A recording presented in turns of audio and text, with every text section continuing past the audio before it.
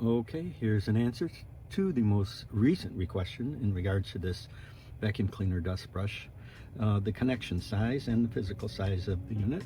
And here's the best way in regards to the size of this dusting brush, vacuum cleaner dusting brush.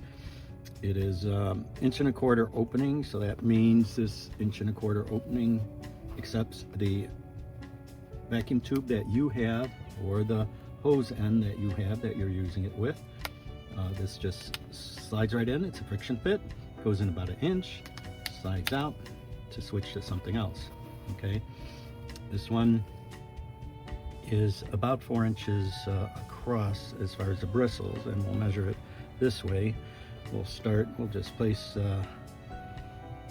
dusting brush right over it. We'll start at the 2-inch mark, and you can see it goes almost to 6.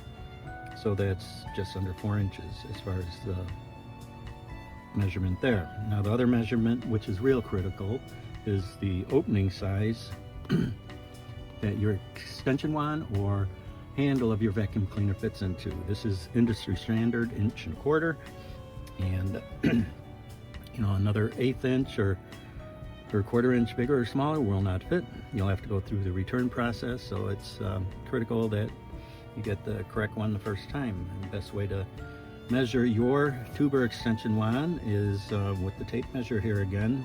I'm going to set this tube right over here at the 3-inch mark.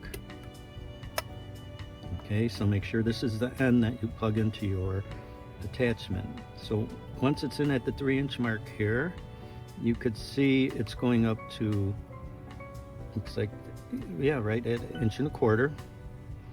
So just under 1.25 inch, maybe a little bit. So your measurement is just under 1.25 inch. So that means it'll slide into this opening, and your extension tube is normally tapered slightly, so as you push it in deeper, it tightens up more and more.